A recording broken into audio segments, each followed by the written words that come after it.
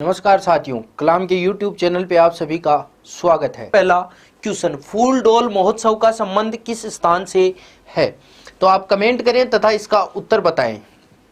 फूलडोल महोत्सव का संबंध किस स्थान से है? Option A Nathdwara Rajsamand, Shahpura Bhilwara, Beawar Ajmer, Deshnok Bikaner. Question number 1 का आप आंसर दें। फूलडोल महोत्सव का संबंध किस स्थान से है? हाँ, आपका कमेंट आना शुरू हुआ है, धीरे धीरे आप चार्ज होते हैं। तो आपका कमेंट आया है बी, फूलडोल महोत्सव का संबंध है शाहपुरा भीलवाड़ा से। तो इसका सही उत्तर होगा शाहपुरा भीलवाड़ा। अब ये तो आपके जो टेस्ट में पूछा गया वो क्वेश्चन था। अब हम इससे रिगार्डिंग जी बिल्कुल बी, आप सभी जिनका उत्तर बी आ रहा है बिल्कुल सही है, इससे जुड़े हुए कुछ फैक्टों की हम कुछ और बातें भी करते हैं। तो देखते हैं फूलडोल महोत्सव शाहपुरा, इसके अलावा एडिशनल हम क्या ध्यान में रख सकते हैं। देखिए, अगर हम हिंदू पंचांग की बात करें, हमारे विक्रम संवत की बात करें, तो जो 12 महीने होते हैं उनमें पहला महीना होता है चैत्र और 12वां महीना होता है फाल्गुन।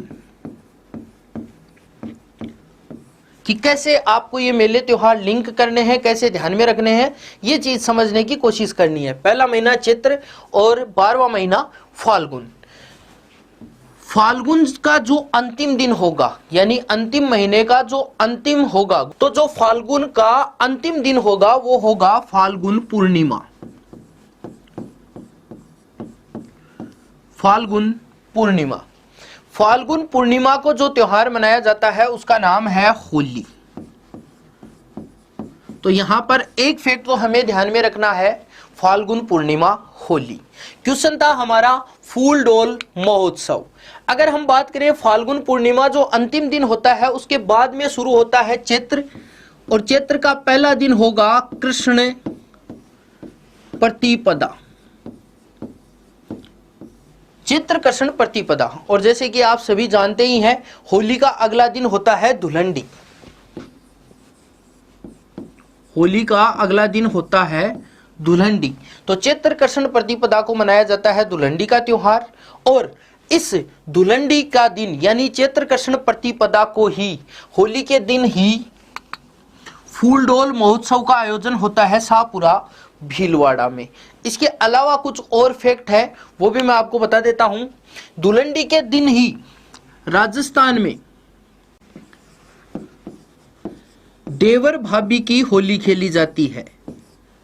देवर भाभी की होली। तो अगर आपको पूछ लिया जाए फूलडोल महोत्सव के अलावा देवर भाभी की होली का संबंध कहां से है, तो हमारा उत्तर होगा ब्यावर। इसका उत्तर होगा ब्यावर। इसके अलावा अगर आपको पूछ लिया जाए कोडामार होली,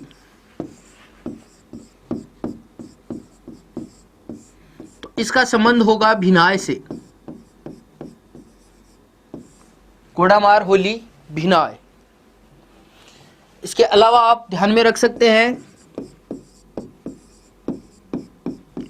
लठमार होली, और लठमार होली का संबंध होगा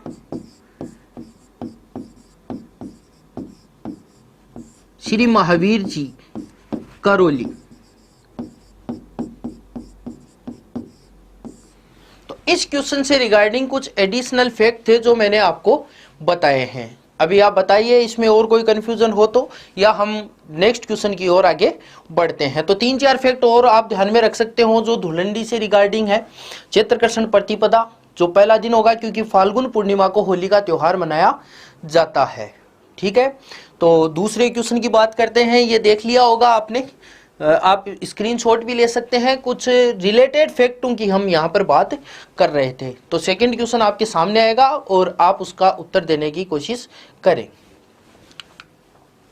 पुष्कर मेला कब आयोजित होता है? सेकंड क्वेश्चन, और आपको इसका जवाब देना है। पुष्कर मेला कब आयोजित होता है? आपके पास ऑप्शन है भाद्रपद कृष्ण अष्टमी, कार्तिक अमावस्या, कार्तिक पूर्णिमा, आश्विन शुक्ल अष्टमी। मैं आपके कमेंट देखता हूं, क्वेश्चन नंबर 2 का उत्तर दें।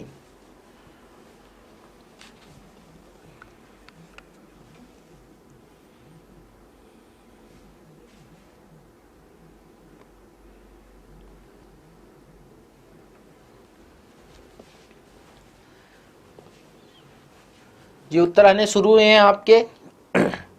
सी सी सी सी सी उत्तर आ रहा है सभी का। तो इसका सही उत्तर तो होगा कार्तिक पूर्णिमा। यहां तक तो बात आपकी सही है। अब इस क्वेश्चन में कुछ एडिशनल जितने भी फैक्ट हैं, हम कम से कम उन चारों ऑप्शन की बात करेंगे कि बाकी के ऑप्शन में हमें क्या ध्यान में रखना है। सबसे पहला ऑप्शन ए है भाद्रपद कृष्ण अष्टमी। तो आपको ध्यान में रखना है, इस दिन मनाया जाता है कृष्ण जन्माष्टमी। तो भाद्रपद कृष्ण अष्टमी का जो सबसे महत्वपूर्ण फैक्ट है वो आप ध्यान में रख सकते हैं, कृष्ण जन्माष्टमी। ठीक है, इसके बाद आगे चलते हैं कार्तिक अमावस्या। कार्तिक अमावस्या को आपको ध्यान में रखना है दीपावली। कार्तिक अमावस्या का ध्यान में रखना है आपको दीपावली।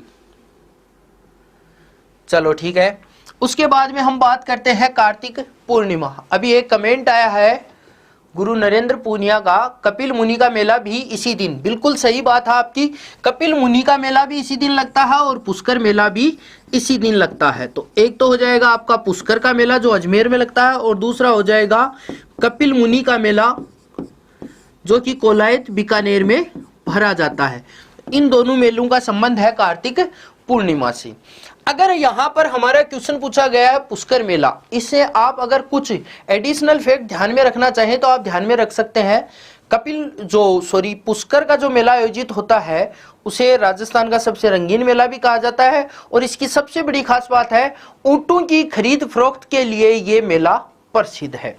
उसके बाद में हमारा ऑप्शन डी है अश्विन शुक्ल अष्टमी। इस दिन मनाया जाता है दुर्गाष्टमी का त्योहार, दुर्गाष्टमी। तो आपके सामने 4 ऑप्शन थे और इन चारों ऑप्शन से रिलेटेड जो भी मेले त्योहार थे उनकी हमने बात कर ली। तो इस प्रकार से आपको लिंक बनाकर ये चीजें ध्यान में रखनी है, वरना भूलने की इनमें बड़ी प्रॉब्लम रहती है। कौन सा मेला, तिथि जो आती है उनमें काफी कंफ्यूजन भी रहता है। तो बढ़ते हैं आगे। आई होप यहाँ तक ठीक है। इसका उत्तर सी है ही। ये सबसे रंगीन मेला, जी बिल्कुल बता दिया, ये सबसे रंगीन मेला है, लक्खी मेला भी बोलते हैं। और ऊंटों की खरीद फरोख्त, इंपॉर्टेंट फैक्ट आपको ध्यान में रखना है कि ऊंटों की खरीद फरोख्त के लिए पुष्कर मेला काफी प्रसिद्ध है। बढ़ते हैं आगे। क्वेश्चन नंबर 3 बहुत ही सिंपल सा क्वेश्चन है, तो आपको क्वेश्चन नंबर 3 का उत्तर देना है। मैं क्वेश्चन नंबर 3 पढ़ देता हूं एक बार। गणतंत्र दिवस किस उपलक्ष्य में मनाया जाता है? ऑप्शन ए है इस दिन संविधान बनकर तैयार हुआ था, इस दिन संविधान लागू हुआ, इस दिन भारत आजाद हुआ, इस दिन माउंटबेटन योजना लागू हुई। चारों ऑप्शन आपके सामने है, तो आप इसका उत्तर दें कृपया करके। गणतंत्र दिवस किस उपलक्ष्य में मनाया जाता है?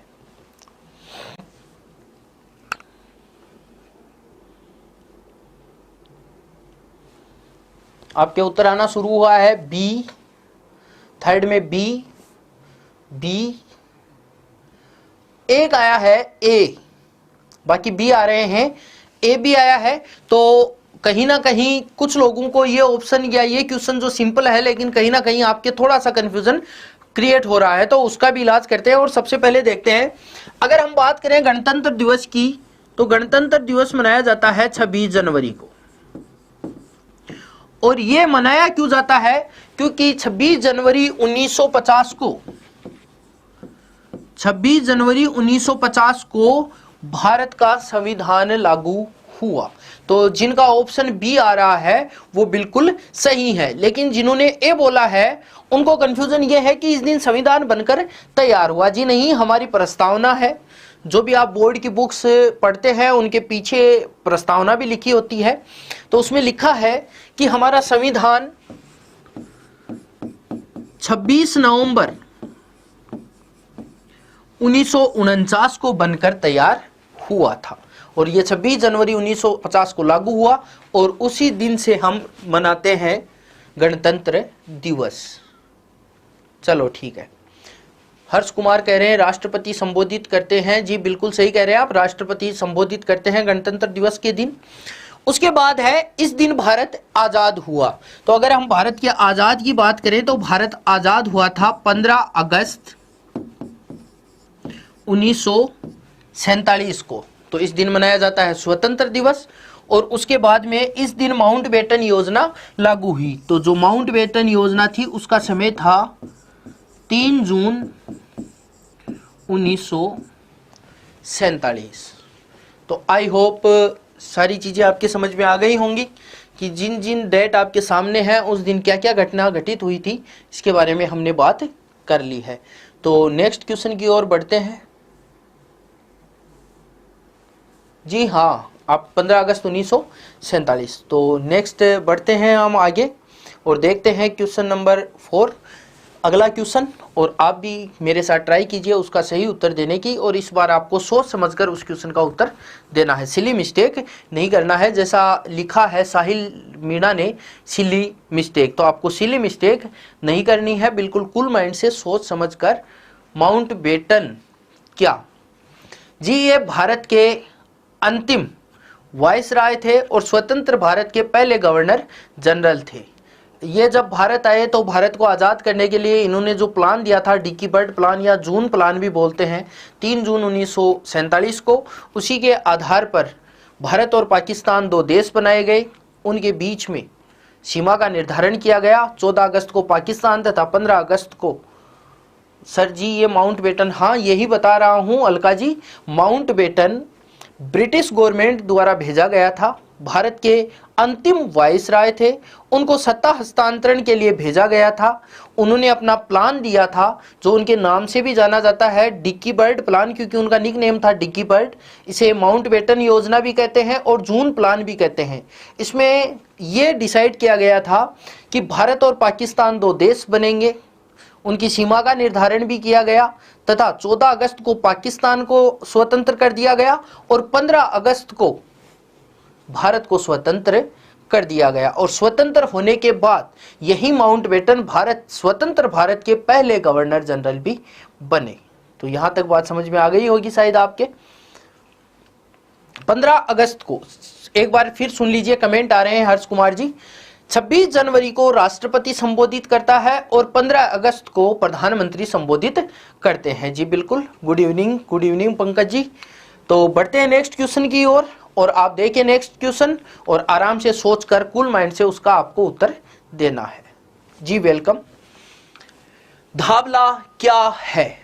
क्वेश्चन नंबर 4 है, धाबला क्या है? मैं साइड में हो जाता हूं। आप देखिए ऑप्शन नंबर ए, महिलाओं का पहने जाने वाला एक वस्त्र, पानी ठंडा रखने का एक पात्र, ग्रास या जनजाति द्वारा बनाए जाने वाला एक वाद्य यंत्र, डामोर जनजाति में विवाह की एक रस्म। तो मैं देखता हूं आपके उत्तर आना शुरू नहीं हुए हैं अभी तक।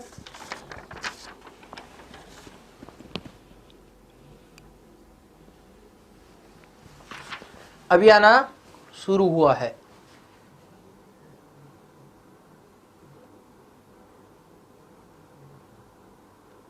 चार में आ रहा है, मिक्सा आंसर आ रहा है, सी ए डी भी आया है, बी भी आया है, ए बी सी डी सारे ऑप्शन आ रहे हैं।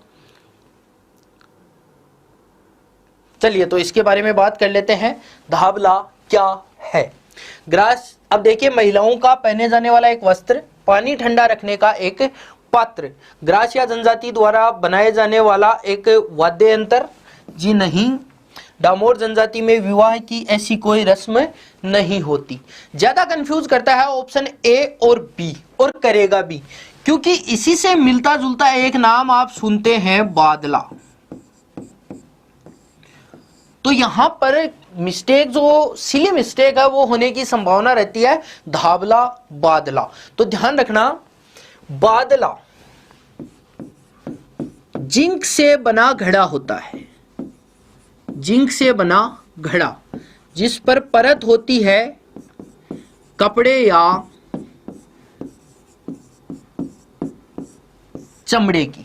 जिंक से बना एक पात्र होता है जिस पर कपड़े या चमड़े की परत लगाई जाती है और उसमें पानी ठंडा रहता है।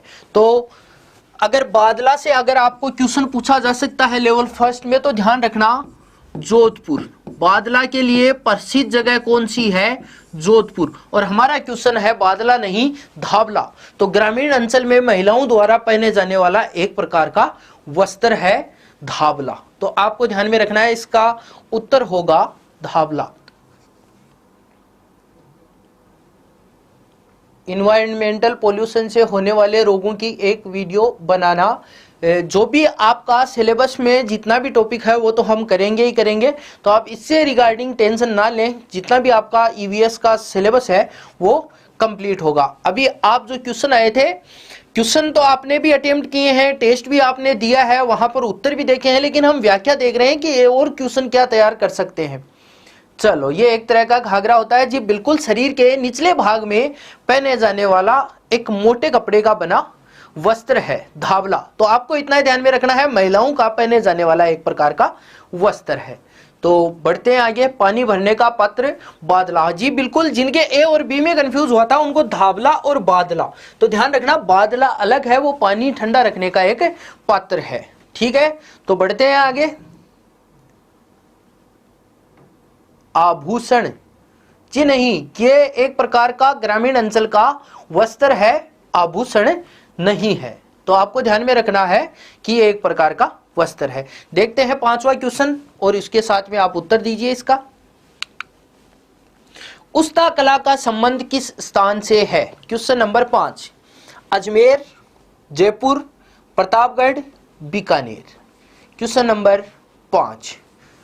उस्ता कला का संबंध किस स्थान से है? अजमेर, जयपुर, प्रतापगढ़, बीकानेर। तो आप इसका उत्तर दीजिए क्वेश्चन नंबर 5।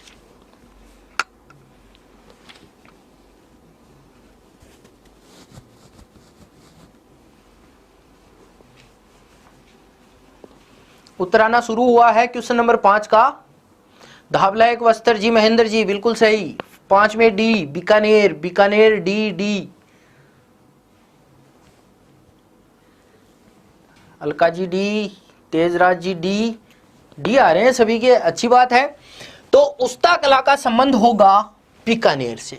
अब हम कुछ एडिशनल फैक्ट की भी बात यहां पर कर लेते हैं। ये क्वेश्चन तो आपका तैयार हो ही गया कि उस्ता कला का संबंध है बीकानेर से, और हमें बात करनी है कुछ एडिशनल। तो अगर हम बात करें उस्ता कला होती क्या है, तो आप ध्यान से सुनिए। ऊंट की खाल पर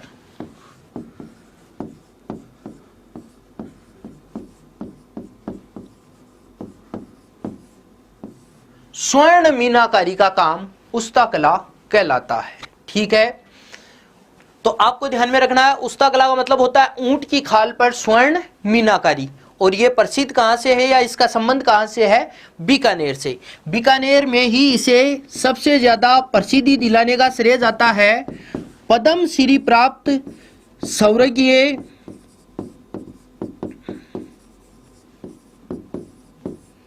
हिसामुद्दीन उस्ता।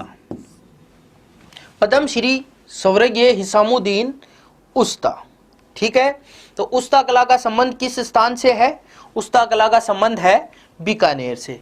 ऊंट की खाल, स्वर्ण मीनाकारी, पद्मश्री स्वर्गीय हिसामुद्दीन उस्ता। अब बात करते हैं हम, एक ऑप्शन आपके सामने है यहां पर प्रतापगढ़। तो यहां पर आप प्रतापगढ़ से अगर आपको कुछ पूछा जाएगा तो आप ध्यान में रख लेना, प्रतापगढ़ से संबंध है ठेवा कला। और अगर आपको पूछा जाएगा जयपुर से, तो जयपुर से आपको ध्यान में रखना है ब्लू पोट्री।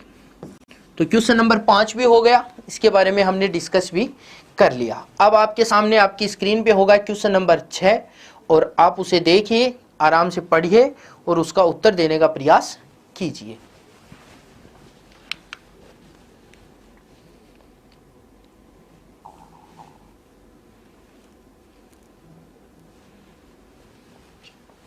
एक ही आंदोलन से संबंधित व्यक्तित्व कौन है? मोतीलाल तेजावत, माणिक्यलाल वर्मा, भोगीलाल पांड्या, गोविंद गिरी। तो आप इस क्वेश्चन को पढ़िए और इसका सही उत्तर देने का प्रयास कीजिए। तब तक मैं देखता हूं आपके कमेंट।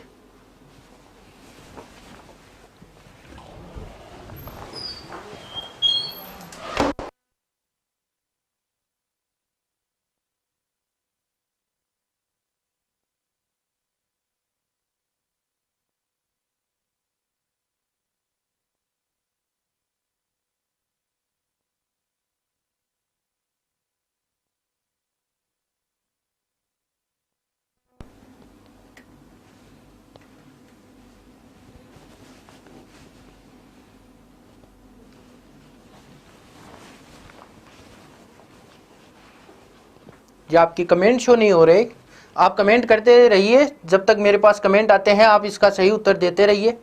देखता हूं मैं अभी।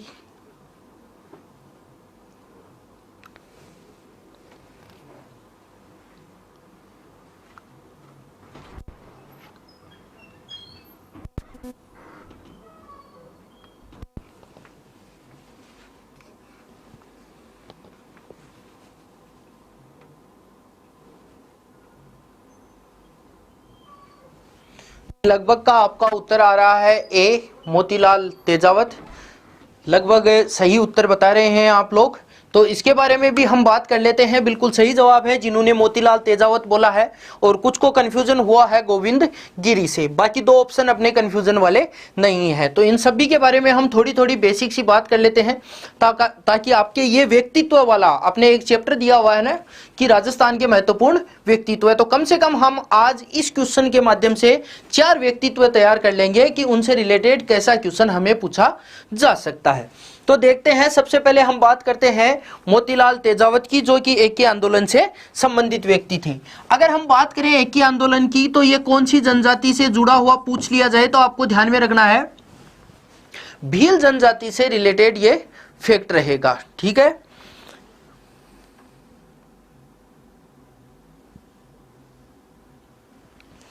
आपके कमेंट आ रहे हैं भीलों के लिए चलाया गया आंदोलन था, वो देख लिया मैंने।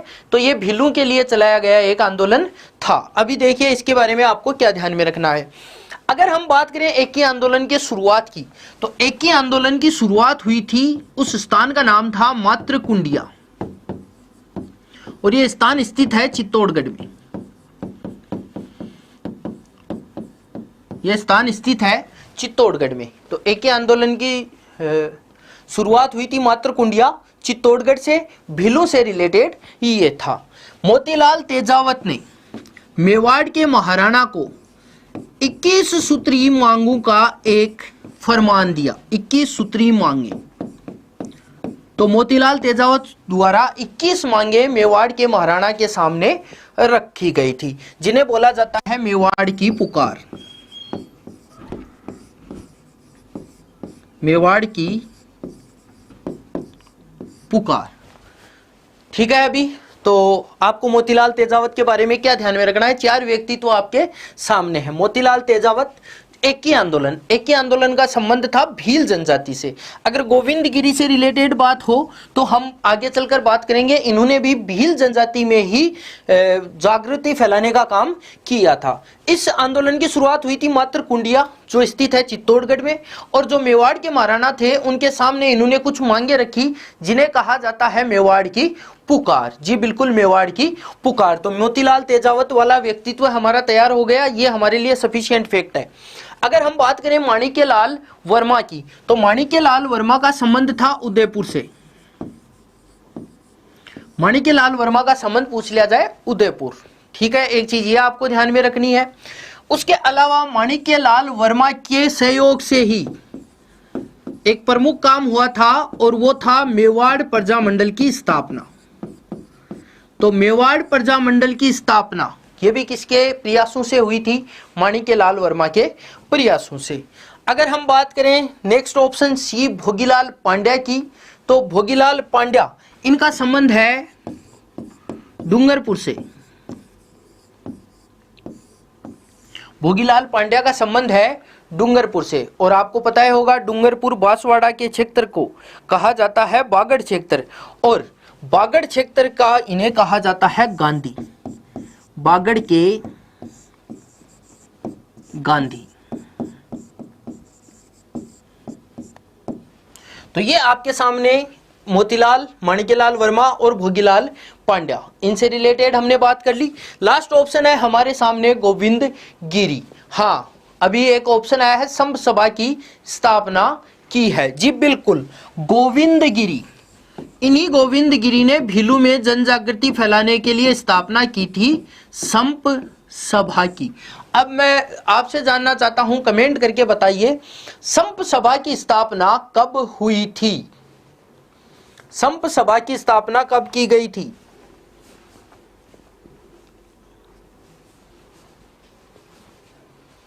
क्वेश्चन है संप सभा की स्थापना। मनोहर सिंह जी का कमेंट आया है 1883, 1883। तो संप सभा की स्थापना 1883 बिल्कुल सही आपका जवाब है। मानगढ़ धाम, चलो इसकी भी बात कर लेते हैं। तो देखते हैं, गोविंद गिरी ने संप सभा की स्थापना की थी ताकि भीलू में जो व्याप्त कुरीतियां हैं उन्हें दूर कर दिया जाए। शराब, जो भी उनमें व्यसन थे उनको दूर करना चाहते थे तथा भीलू में जागृति पैदा करना चाहते थे। इसी उद्देश्य से जब ये इनको जेल हुई, उसके बाद में इन्हें डूंगरपुर से भी निकाल दिया गया, ये मेवाड़ में गए, वहां भी गिरफ्तार करने की कोशिश की गई। तो ये चले गए थे मानगढ़ पहाड़ी बांसवाड़ा, और मानगढ़ पहाड़ी पर ही आंदोलन चल रहा था, जिस दौरान पुलिस द्वारा गोलीबारी की गई तथा काफी आदिवासी लोग वहां पर मारे गए थे। उसके बाद में मानगढ़ पहाड़ी पर प्रतिवर्ष इनकी याद में मेला भी भरा जाता है। तो आपके लिए क्वेश्चन ये है कि आदिवासियों का मेला भी जिसे बोला जाता है उसका नाम है मानगढ़ पहाड़ी या मानगढ़ धाम मेला। वो मानगढ़ धाम मेला कब भरा जाता है? तो आप अपना कमेंट करके बताइए कि मानगढ़ पहाड़ी मेला किस दिन आयोजित होता है। कमेंट करना शुरू कीजिए। आपके कमेंट नहीं आ रहे हैं। मानगढ़, बेबी बिश्नोई जी कह रहे हैं टाइम कम लगाओ। टाइम कम लगाएंगे तो हम डिस्कस नहीं कर पाएंगे। जो भी चीजें हैं हम जितनी व्याख्या कर सकते हैं, और मैं आपसे भी जानना चाहता हूं कि आपकी तैयारी कैसी चल रही है। तो आप कमेंट करके बताइए मानगढ़ पहाड़ी, और तब तक आप क्वेश्चन नंबर 7 का आंसर देने का प्रयास भी कीजिए। आदिवासियों का मेला तो सही है आर.एस. बिश्नोई जी, लेकिन मैं पूछ रहा हूं कि मानगढ़ पहाड़ी का मेला किस दिन आयोजित होता है? चलिए ठीक है, तो आपको ध्यान में रखना है मानगढ़ पहाड़ी धाम जो मेला है वो मार्गशीर्ष पूर्णिमा, मार्गशीर्ष पूर्णिमा को लगता है जी। नागौर में नहीं लगता है अलका जी, ये बांसवाड़ा में लगता है। चैत्र शुक्ल पूर्णिमा नहीं होगा, मार्गशीर्ष पूर्णिमा, मार्गशीर्ष पूर्णिमा। जबकि माघ पूर्णिमा लगेगा, माघ पूर्णिमा को लगेगा बेणेश्वर धाम मेला। तो अगला क्वेश्चन देखिए, ग्राम सभा में सम्मिलित है सरपंच, उप सरपंच तथा वार्ड पंच। ऑप्शन बी ग्राम के समस्त निवासी, ग्राम के समस्त पंजीकृत मतदाता, ग्राम के समस्त पंजीकृत मतदाता पुरुष। तो क्वेश्चन नंबर 7 का आंसर आना शुरू हुआ है ए। जिनका ए आया है वो पहले ही बता देता हूं गलत है। ग्राम के समस्त निवासी आपका आ रहा है ए, जिनका ए आ रहा है बिल्कुल गलत है। एक आया है सी।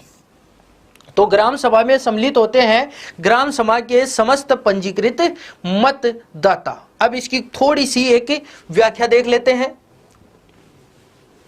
अगर हम बात करें संविधान के भाग 9, ये व्याख्या मैं इसलिए कर रहा हूं कि हमारे सिलेबस में साफ साफ दिया है पंचायती राज के बारे में सामान्य जानकारी। तो अगर हम बात करें भाग 9 की, जिसमें है अनुच्छेद 243 से 243 ओ, और इन्हीं में अनुच्छेद है 243 ए, और इस अनुच्छेद 243 ए में ग्राम सभा से संबंधित प्रावधान किए गए हैं तथा उसमें लिखा गया है कि ग्राम के संबंधित ग्राम के समस्त पंजीकृत मतदाता ग्राम सभा के सदस्य होंगे। तो एक तो आपको ये ध्यान में रखना है। इसी ग्राम सभा की जो बैठक होती है उसकी अध्यक्षता करता है सरपंच, तथा इसके लिए वर्ष में 4 बैठकें निर्धारित की गई हैं। वो 4 बैठकें हैं 26 जनवरी यानी गणतंत्र दिवस को, या 15 अगस्त स्वतंत्रता दिवस को, 1 मई यानी मजदूर दिवस को, तथा 2 अक्टूबर गांधी जयंती को। तो ये ग्राम सभा से संबंधित फैक्ट थे। कुछ कह रहे हैं थोड़ा सा फास्ट करवाना है, तो थोड़ा सा फास्ट चल लेते हैं, ठीक है। तो बढ़ते हैं नेक्स्ट क्वेश्चन की ओर। क्वेश्चन नंबर 8, राजस्थान विधानसभा में वर्तमान सदस्य संख्या है 160, 200, 180, 25। तो आप जल्दी से जल्दी करके इसका कमेंट करें। आप जितना जल्दी कमेंट करेंगे उतनी जल्दी हम आगे चलेंगे। जी बिल्कुल, आपको सारी क्लासेस के बारे में बता दिया जाएगा। अभी आप क्वेश्चन नंबर 8 का आंसर दीजिए।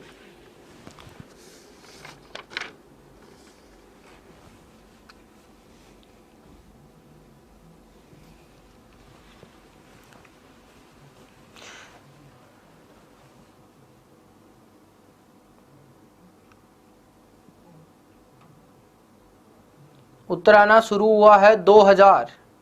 ये 2000 कुछ ज्यादा ही हो गए, 200। उत्तर आना शुरू हुआ है 200, क्योंकि यहां पर पूछा है वर्तमान में सदस्य संख्या कितनी है। तो अभी हम इससे रिलेटेड थोड़ी सी बात और कर लेते हैं, ताकि विधानसभा भी अपने सिलेबस में है तो 1-2 फैक्ट और हमारे तैयार हो जाएं।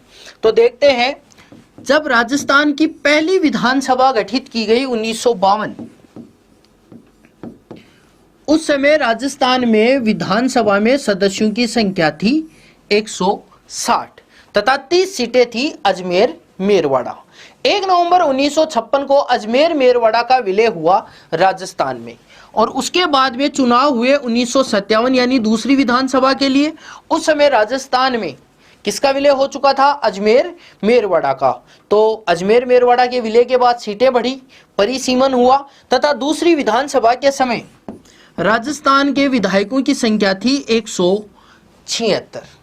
उसके बाद में चौथी विधानसभा 1967, इस समय राजस्थान में सदस्यों की संख्या थी 184, तथा छठी विधानसभा 1977 के समय राजस्थान में विधायकों की संख्या थी 200, और इसका आधार था 1971 की जनगणना। और हम सभी जानते हैं 2026 तक ये जनगणना यथावत है, इसलिए अभी तक छठी विधानसभा के बाद यह सदस्यों की संख्या 200 है। फिर 190, जी 190, 160 सीटें थी राजस्थान की, 30 सीटें थी RS बिश्नोई जी, पूरी बात सुना, अजमेर मेरवाड़ा की। तो अलग अलग 160 प्लस 30 190 सीटें थी। लेकिन जब विलय हुआ उसके बाद में क्षेत्रों का परिसीमन हुआ तो वो सीटें हुई 176, 176 सीटें। तो आई होप ये विधानसभा की सीटों वाला आपका गलत नहीं होना चाहिए, 200 सीटें वर्तमान में। जी ठीक है, बढ़ते हैं नेक्स्ट क्वेश्चन की ओर, जल्दी करते हैं और आप जल्दी से उसका उत्तर बनाने की कोशिश करें। संसद के अंतर्गत कौन शामिल है? लोकसभा, राज्यसभा, राष्ट्रपति? कमेंट कीजिए जल्दी से। क्वेश्चन नंबर 9, संसद के अंतर्गत कौन शामिल है?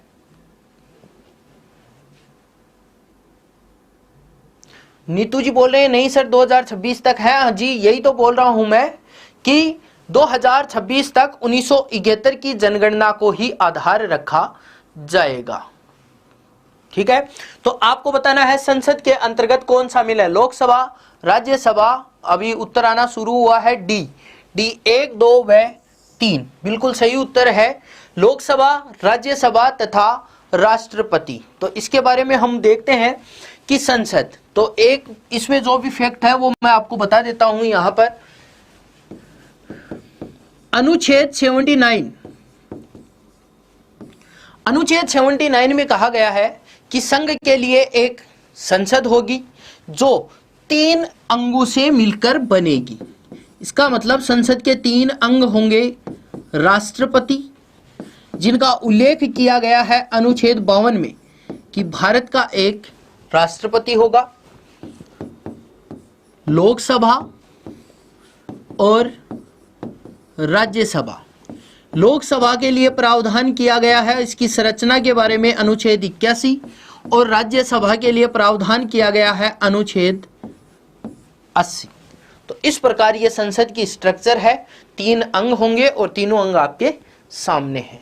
तो आप देख सकते हैं संसद के 3 अंग, राष्ट्रपति, लोकसभा तथा राज्यसभा। तो अनुच्छेद 52, अनुच्छेद 80, अनुच्छेद 81 क्रमशः इनका उल्लेख किया गया है।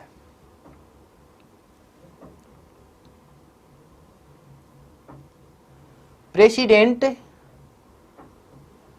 संसद का सदस्य नहीं, अंग है। जी यही तो हम कह रहे हैं कि राष्ट्रपति, लोकसभा तथा राज्यसभा, इन 3 अंगों से मिलकर बनेगी संसद। संसद, यही हमारा क्वेश्चन है कि संसद के अंतर्गत कौन शामिल है। लोकसभा, राज्यसभा, यानी इनके सदस्य हो गए, यानी ये दोनों सदन हो गए, तथा उनके साथ में राष्ट्रपति। ठीक है, तो आगे बढ़ते हैं, देखते हैं next question. Question number 10, Rajasthan सार्वजनिक संपत्ति विरूपण निवारण संशोधन अधिनियम किस वर्ष पारित हुआ? 2010, 2015, 2016, 2017। तो अगर हम देखते हैं राजस्थान सार्वजनिक संपत्ति विरूपण निवारण, अगर हम बात करें संशोधन को छोड़कर विरूपण निवारण अधिनियम की, तो ये निवारण अधिनियम आया था वर्ष 2006 में, तथा इसमें बाद में आगे चलकर संशोधन किया गया, और यह संशोधन किया गया था 2015 में। तो इसका सही जवाब होगा 2015, राजस्थान सार्वजनिक संपत्ति विरूपण निवारण संशोधन अधिनियम, और यह संशोधन किया गया था 2015 में। और इसी संशोधन में या इस एक्ट के बारे में आप 2 बातें ध्यान में रख लीजिए। जो भी सार्वजनिक संपत्ति होगी वहां पर थूकने पर, गंदगी फैलाने पर, पंपलेट लगाने पर या किसी भी प्रकार का प्रचार करके उस संपत्ति को अगर नुकसान हो रहा है, उसकी सुंदरता खत्म की जा रही है, तो ऐसी दशा में उस अपराधी को या उस संबंधित व्यक्ति या संस्था को 1 वर्ष तक की सजा, इसमें प्रावधान है पहली बार अपराध किए जाने पर 1 वर्ष की सजा अथवा 5,000 से 10,000 रुपए तक का जुर्माना अथवा दोनों। तो ये है निवारण अधिनियम। तो आपको सिर्फ इतना ही ध्यान में रखना है, राजस्थान सार्वजनिक संपत्ति विरूपण निवारण संशोधन अधिनियम 2006, जिसमें संशोधन किया गया था 2015 में। जी बिल्कुल दंड दिया जाएगा, सही कह रहे हैं आप। ठीक है, तो बढ़ते हैं नेक्स्ट क्वेश्चन की ओर। पाथल और पीथल किसके द्वारा रचित कृति है? पृथ्वीराज राठौड़, विजयदान देथा, कन्हैयालाल सेठिया, सूर्यमल मिश्र। तो आप जल्दी से इसका उत्तर बताइए, पाथल और पीथल किसके द्वारा रचित कृति है?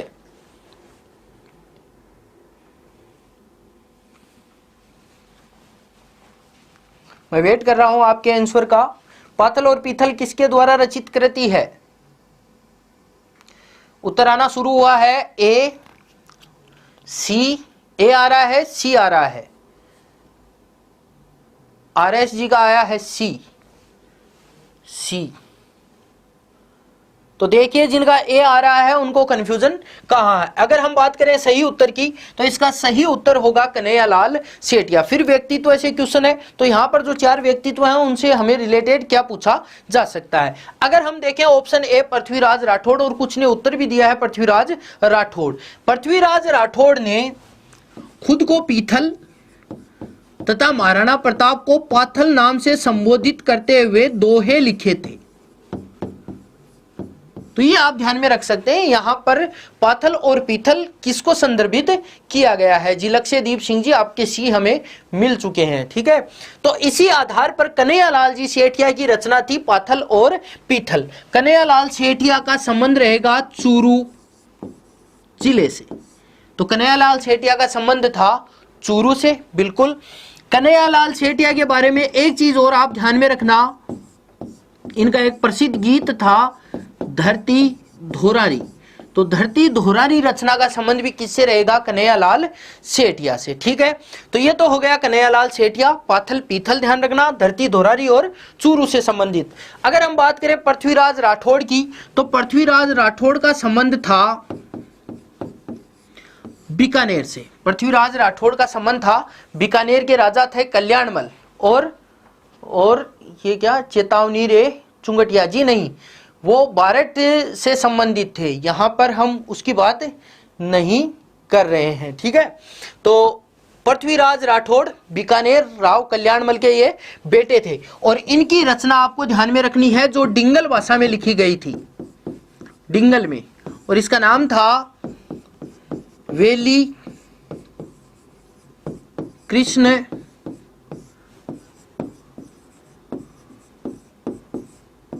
रुक्मणीरी, वेली कृष्ण रुक्मणीरी। ठीक है, हाँ जी बिल्कुल, लीलटास नाम आया है लक्ष्यदीप सिंह जी, लीलटास का संबंध भी कन्हैयालाल सेठिया से है, तो आप ये भी ध्यान रख सकते हैं लीलटास।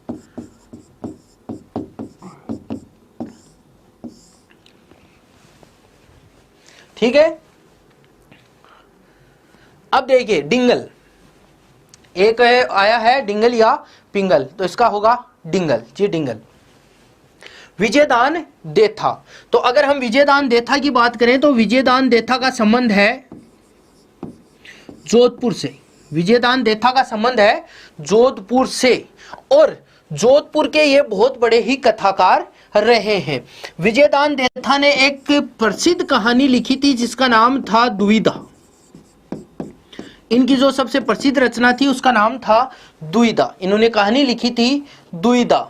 हाँ, 5वां वेद 19वां पुराण, प्रसिद्ध कवि हुए हैं धुरसा आडा, धुरसा आडा ने वेली कृष्ण रुक्मणीरी की तुलना की थी 5वें वेद और 19वें पुराण से, बिल्कुल सही कह रहे हैं आप। ठीक है, इस दुविधा की कहानी के आधार पर ही बॉलीवुड में मूवी भी बन चुकी है पहेली नाम से, शाहरुख खान अभिनीत ये फिल्म थी पहेली, उस पहेली इसी पर आधारित थी जिसका नाम था दुविधा, दुविधा कहानी पर ही वो मूवी बनी थी पहेली।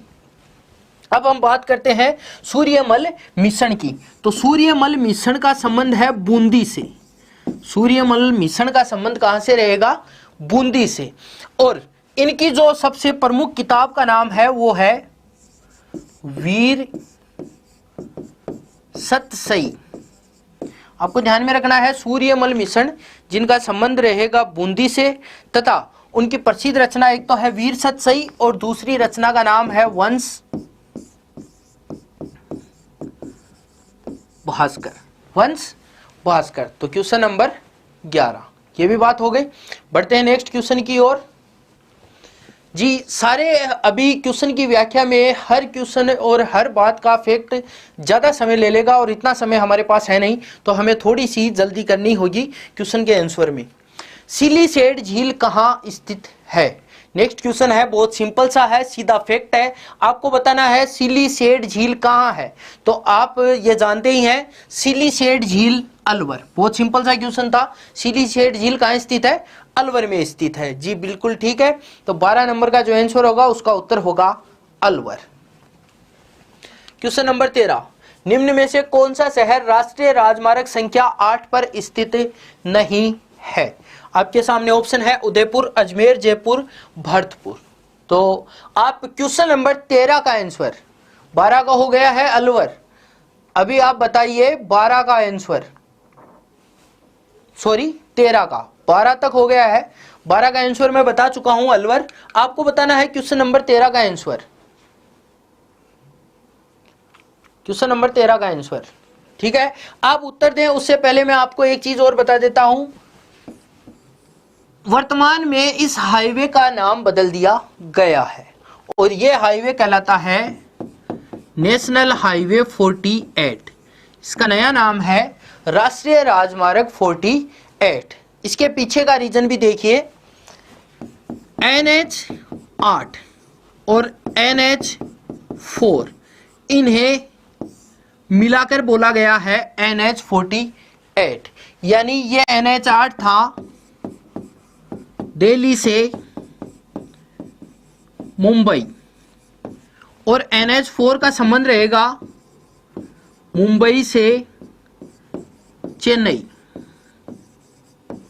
तो अभी NH48 है दिल्ली से चेन्नई, दिल्ली को जोड़ता है चेन्नई से, और ये राजस्थान से जब गुजरता है तो ये गुजरता है उदयपुर से, अजमेर से, जयपुर से, यानी जयपुर, अजमेर उदयपुर, इनमें से गुजरेगा। तो इसका सही उत्तर होगा भरतपुर।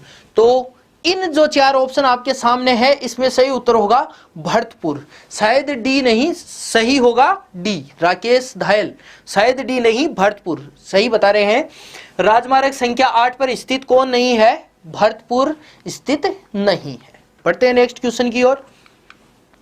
राजस्थान का एकमात्र जिला जहां नैरो गेज पर रेल संचालित है। सीधा फैक्ट है, आप सभी जानते भी हैं इसका। तो बताइए जल्दी से क्वेश्चन नंबर 14 का उत्तर। राजस्थान का एकमात्र जिला जहां नैरो गेज पर रेल संचालित है।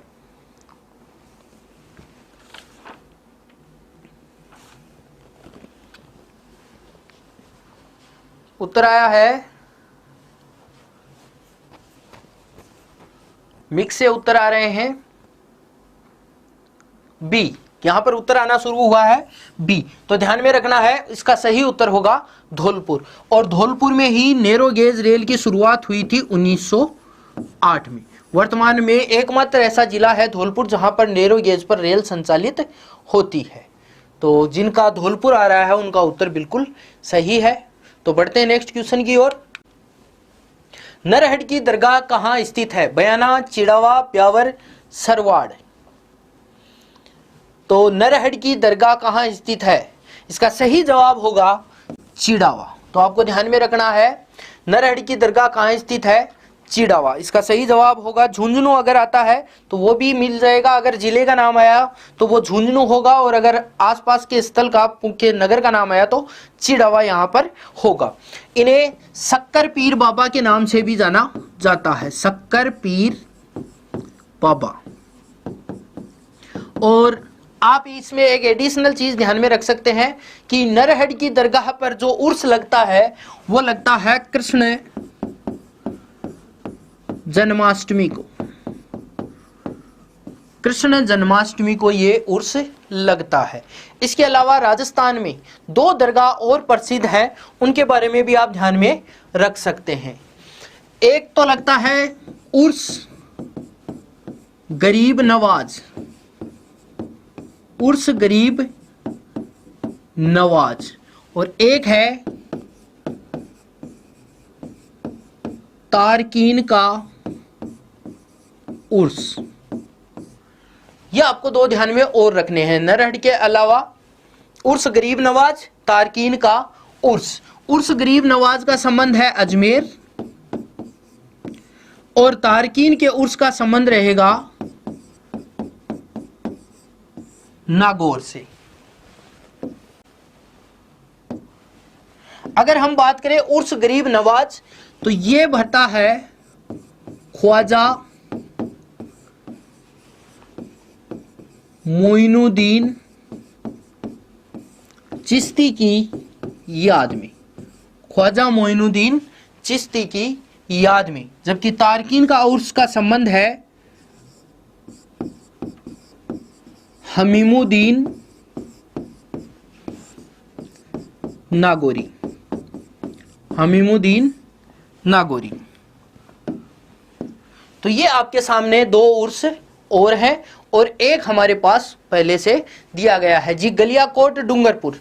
वहां भी उर्स 4 प्रमुख उर्स है, गलियाकोट, नरहट की दरगाह जो हमारा क्वेश्चन था, उसके अलावा उर्स गरीब नवाज और तारकीन का उर्स जी। ठीक है, बढ़ते हैं नेक्स्ट क्वेश्चन की ओर।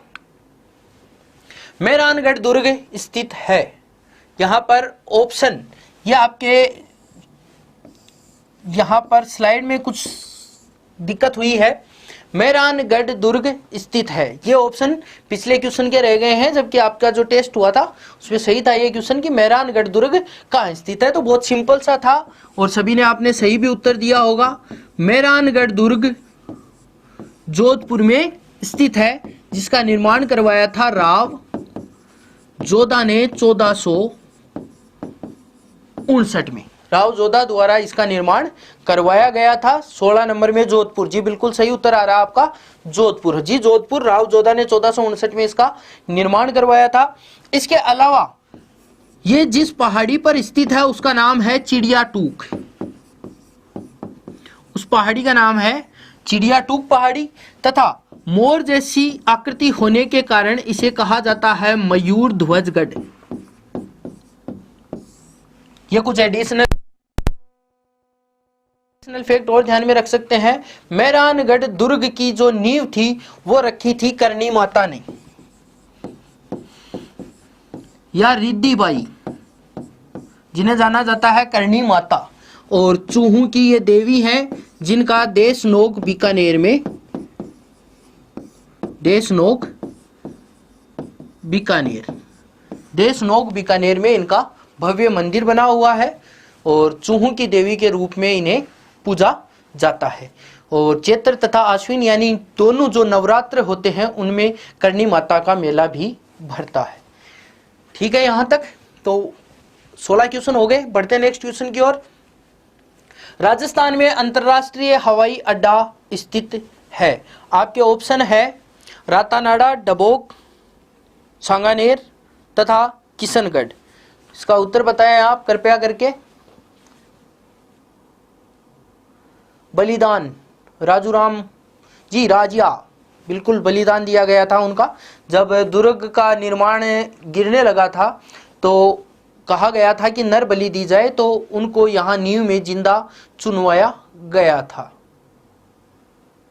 चूहू को काबा कहते हैं। जी आप बहुत ज्यादा जानते हैं।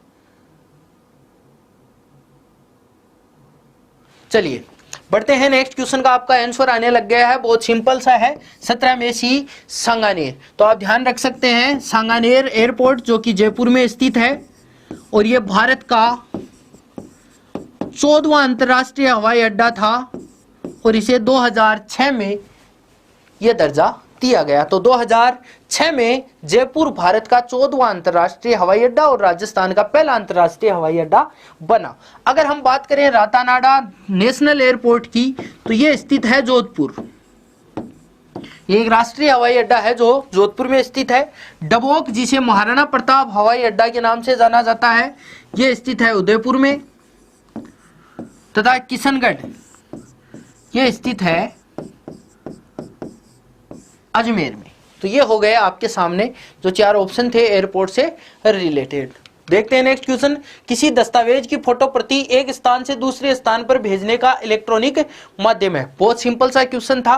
हमें फोटो प्रति भेजनी है दूर, यानी कि फार अवे, जेरोक्स, फैक्स। इसका उत्तर क्या हो जाएगा? फैक्स। तो क्वेश्चन नंबर 18 का बहुत सिंपल सा है और इसका उत्तर होगा फैक्स। इस फैक्स की आविष्कार करने का श्रेय दिया है 1843 में अलेक्जेंडर बेल को। Alexander Bell. तो ये हो गया फैक्स 1843 अलेक्जेंडर बेल। बढ़ते हैं नेक्स्ट क्वेश्चन की ओर। पंचायत दिवस कब मनाया जाता है? तो पंचायत दिवस की अगर हम बात करें तो अभी आप जितने भी क्वेश्चन अभी हम डिस्कस कर रहे हैं आगे, आपको इनकी व्याख्या बहुत ध्यान से सुननी है। कृपया करके ज्यादा कमेंट पर ध्यान नहीं दें और टाइम वेस्ट ना करें अपना। आप कृपया करके उन चीजों को सुने जो बहुत ज्यादा काम की हैं। पंचायत दिवस की अगर हम बात करें तो पीवी नरसिम्हा राव सरकार के समय 73वां संविधान संशोधन अधिनियम 1992 पारित हुआ तथा 24 अप्रैल को पूरे भारत में ये लागू किया गया। 24 अप्रैल को पंचायती राज को संवैधानिक दर्जा दे दिया गया। संविधान में भाग 9 जोड़ दिए गए। भाग 9 में अनुच्छेद 243 से 243 ओ तक 16 अनुच्छेद। संविधान में नवी अनुसूची 11वीं अनुसूची जिसमें पंचायतों को 29 विषय भी दिए गए। तो इस प्रकार से इसका जो सही उत्तर होगा वो होगा 24 अप्रैल। तो इसका उत्तर हो जाएगा 24 अप्रैल। जैसे कि आप सभी के कमेंट आ रहे हैं, मैं साथ में देख रहा हूं आपके कमेंट। जी बिल्कुल सही है आपका 19 में 24 अप्रैल। अभी एक कमेंट आया है धोला खान 19 में सी। जी नहीं, 19 में आंसर होगा 24 अप्रैल ना कि 24 अगस्त। तो आप इसको कृपया करके करेक्ट करें, 24 अप्रैल होगा। ठीक है जी, RS जी 24 अप्रैल। निम्नलिखित में से पंचकूटा में कौन सा शामिल नहीं है? अगर हम राजस्थान के खान पान की बात करें, आपके सिलेबस में भी है। पंचकूटा की अगर बात करें तो पंचकूटा में केर, सांगरी, कुमट के बीज, इसके अलावा गोंदा, काचरा, इन सभी को मिलाकर यह सब्जी बनाई जाती है, जो राजस्थान की एक स्पेशल रेसिपी या स्पेशल डिश जिसे माना जाता है। जैसे दाल बाटी चूरमा, वैसे ही राजस्थानी क्षेत्र में पाई जाने वाली एक प्रमुख सब्जी है पंचकूटा। तो इसका उत्तर हो जाएगा फोग। पंचकूटा में किसे शामिल नहीं किया जाता है? फोग को। इसमें शामिल किया जाता है केर, सांगरी, गोंदा, काचरा और कुमट के बीज। बढ़ते हैं नेक्स्ट क्वेश्चन की ओर।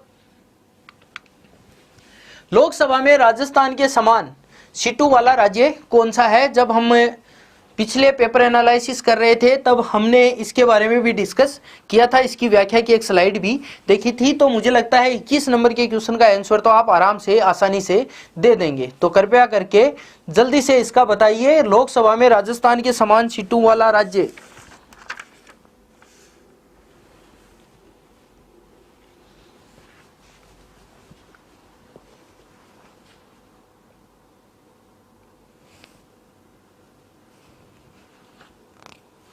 उत्तर आया है 21 में बी, आंध्र प्रदेश। देखिए यहां पर हम कुछ बातें और करते हैं। अगर हम राजस्थान की बात करें लोकसभा सीटों की और राज्यसभा सीटों की, तो राजस्थान में लोकसभा की 25 सीटें हैं, राज्यसभा की 10 सीटें हैं। और ये हमने पेपर एनालिसिस में देखा है, दोनों क्वेश्चन पूछे जा सके हैं। राजस्थान में लोकसभा विधानसभा हमने के लिए 200 सीटें, लोकसभा में 25 हैं, राज्यसभा में 10 सीटें हैं। अगर हम गुजरात की बात करें तो गुजरात में लोकसभा की 26 सीटें हैं, आंध्र प्रदेश में 25 सीटें हैं, मध्य प्रदेश में 29 सीटें हैं, जबकि ओडिशा में 21 सीटें हैं। ठीक है, तो यहां पर मैच करता है आंध्र प्रदेश, तो हमारा जवाब होगा आंध्र प्रदेश। उड़ीसा कमेंट आया है तो वो कंफ्यूजन दूर कर देता हूं। गुजरात में राज्यसभा की सीटें हैं 11, आंध्र प्रदेश में 11, मध्य प्रदेश में 11 तथा ओडिशा में राज्यसभा सीटों की संख्या है 10। तो यहां पर देखते हैं ओडिशा कॉमन है राज्यसभा के मामले में। तो अगर लोकसभा है तो राजस्थान इक्वल्स टू आंध्र प्रदेश, और अगर राज्यसभा है तो Rajasthan equals to Odisha. Confuse नहीं करना है, राज्यसभा में ओडिशा आएगा, लोकसभा में आंध्र प्रदेश आएगा। बढ़ते हैं नेक्स्ट क्वेश्चन की ओर। कृपाल सिंह शेखावत का संबंध किससे है? कृपाल सिंह शेखावत जिन्हें पद्मश्री मिल चुका है और इनका संबंध है सीकर जिले से। तो ये बहुत सिंपल सा है, आपको ध्यान में रखना है। कृपाल सिंह शेखावत का संबंध रहेगा ब्लू पोएट्री से, और ब्लू पोएट्री के लिए प्रसिद्ध है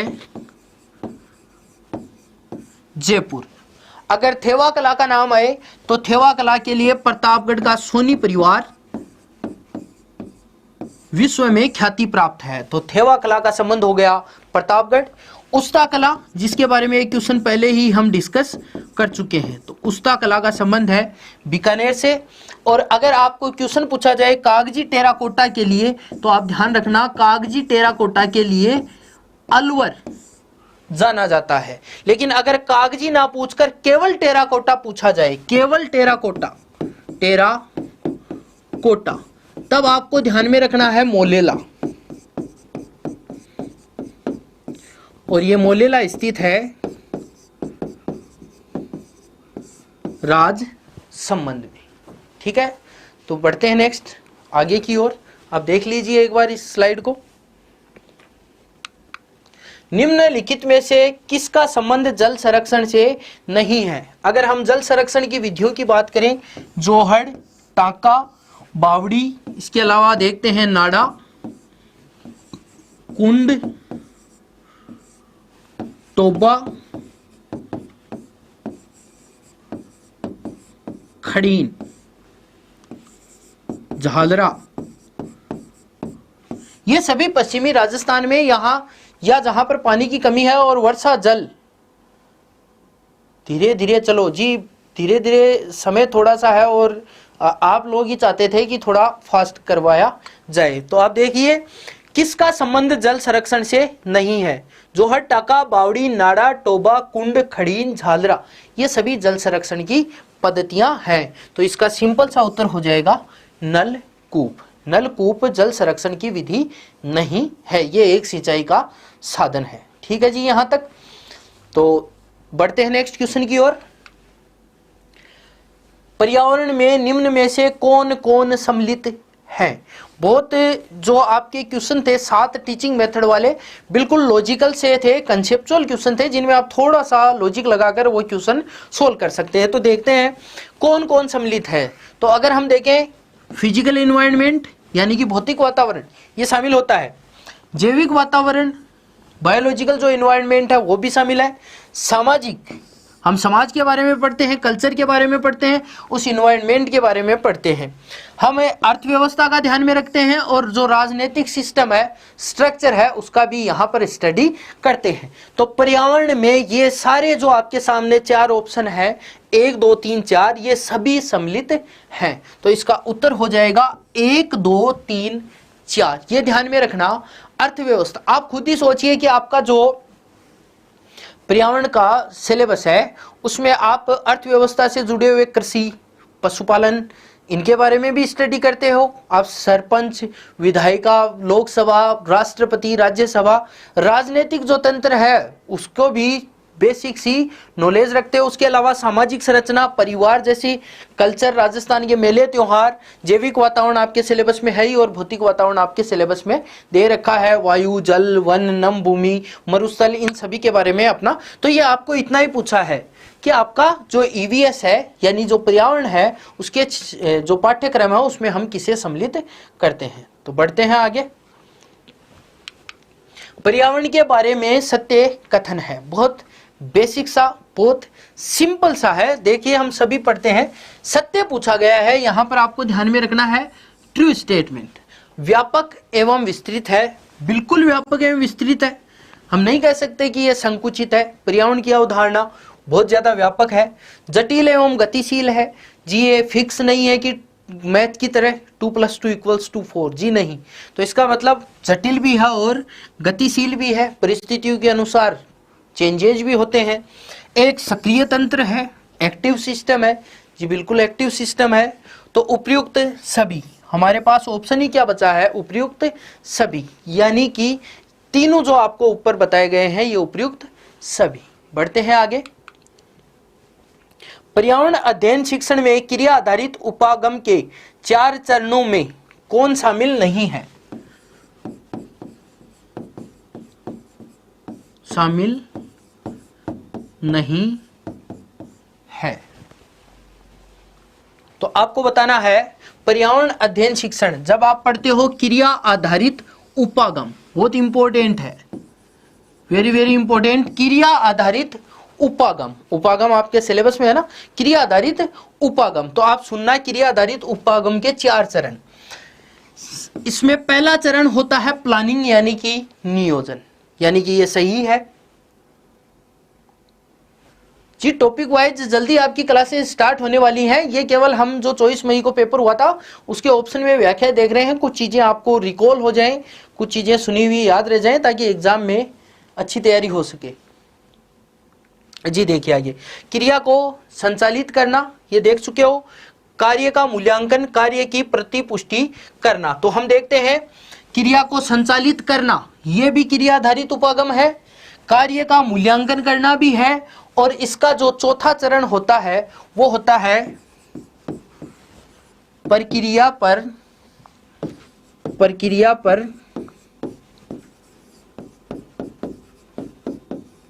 पुनर्विचार,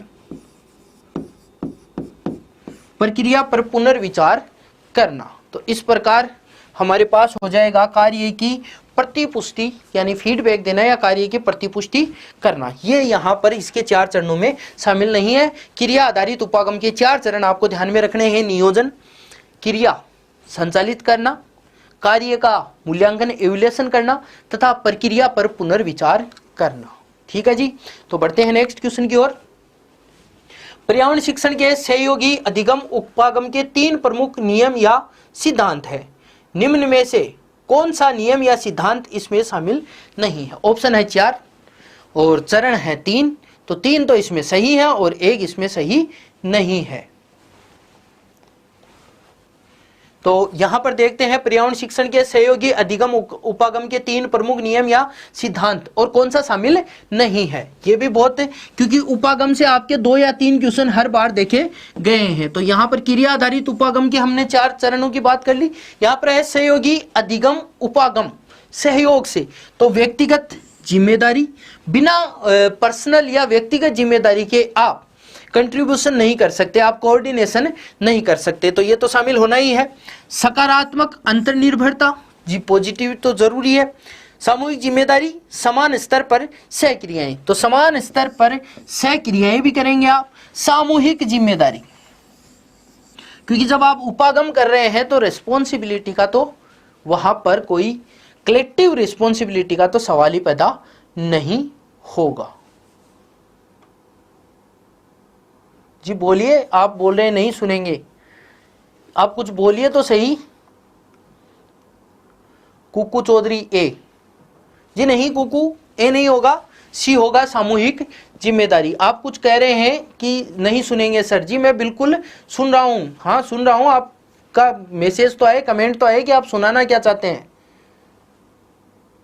जी आप कमेंट कीजिए, मैं आपका कमेंट का वेट कर रहा हूं, तब तक इसका सही उत्तर देख लीजिए, सामूहिक जिम्मेदारी। तथा बढ़ते हैं नेक्स्ट क्वेश्चन की ओर, और आप जो सुनाना चाहते हैं कृपया करके कमेंट करें, मैं सुनने को तैयार हूं, मैं वेट कर रहा हूं, अभी आप जल्दी से कमेंट कीजिए। और बाकी आप सभी देखिए क्वेश्चन नंबर 28, जितना बड़ा लेंथ होगा उतना ही सिंपल सा क्वेश्चन होगा। अच्छा सर 6 बैच नंबर, जी बिल्कुल आप टेंशन न लीजिए, जो भी ऑफलाइन स्टूडेंट थे जिस भी बैच के हैं उन सभी का जो भी रहा हुआ है वो सब कुछ पूरा होगा।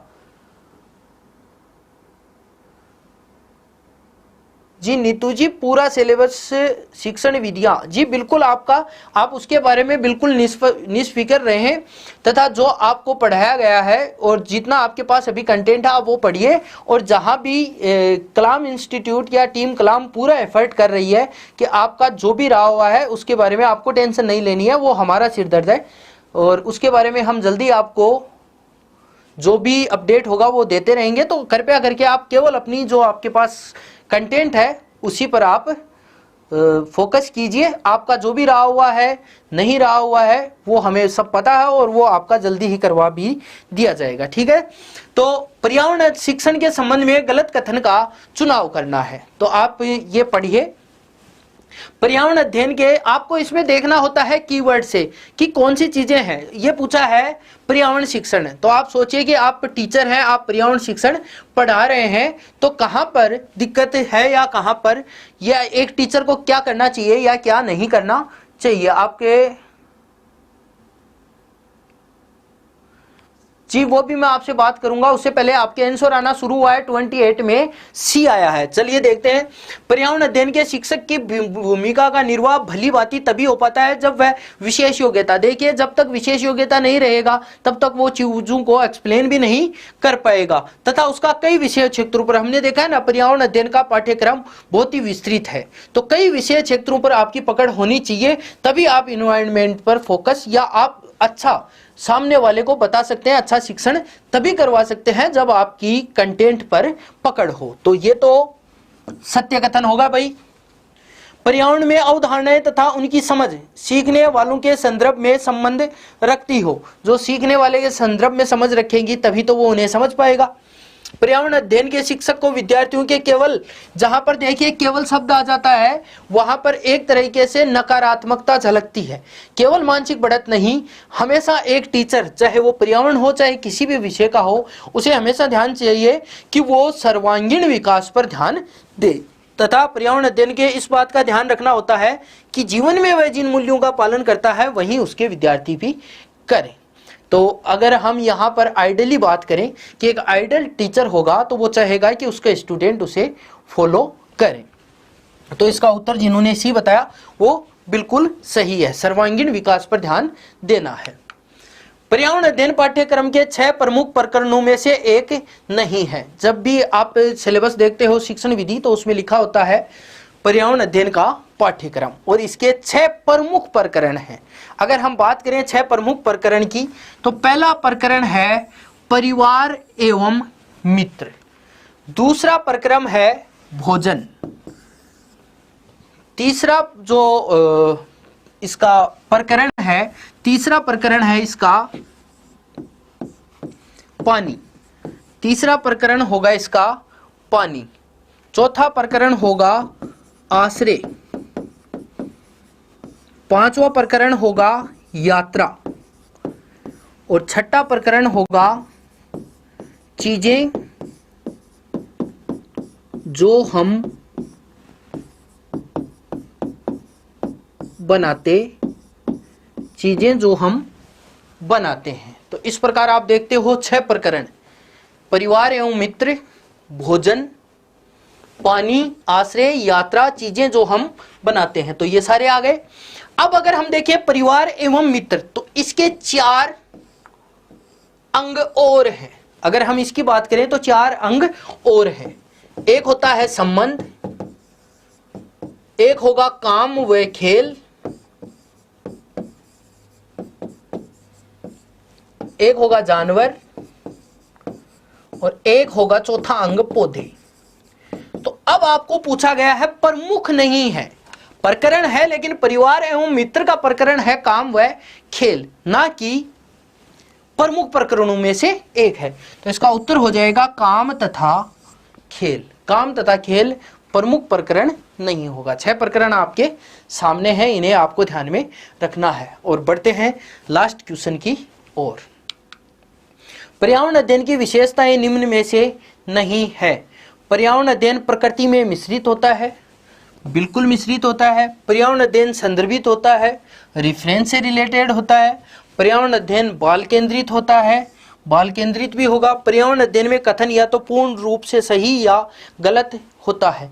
इसको एक एग्जाम्पल से आप समझिए, जिनका उत्तर बी आ रहा है जी, बी नहीं होगा। एक बार आप इसको ध्यान से सुनिए। अगर मैथ में कहा जाए 2 + 2 = 4, तो यह पूर्ण रूप से सही कथन है।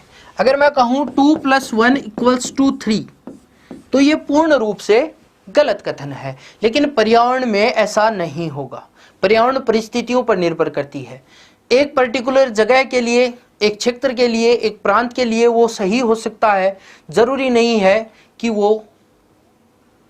जी आपके कमेंट भी पढ़ रहा हूं, आप कमेंट तो कीजिए, तभी तो पढ़ूंगा। ये लास्ट क्वेश्चन है, इसके बाद में आपके सारे सवालों के जो भी जवाब होंगे वो जितने पॉसिबल होंगे मैं कोशिश करूंगा उनको सोल्व करने की, जो भी आपके इश्यू हैं। तो आप इसे सुनिए कि एक क्षेत्र या एक प्रांत से रिलेटेड जो भी चीजें हैं, जरूरी नहीं है कि वो यूनिवर्सली हर जगह पर लागू हों, वैसी ही परिस्थितियां पाई जाए। तो पर्यावरण अध्ययन के संबंध में ये कथन नहीं है कि या तो पूर्णतः सत्य या पूर्णतः गलत, ऐसा नहीं होता। परिस्थितियां इसको काफी प्रभावित करती हैं। तो इस प्रकार से ये आपके 30 क्वेश्चन थे जो आपके सामने थे।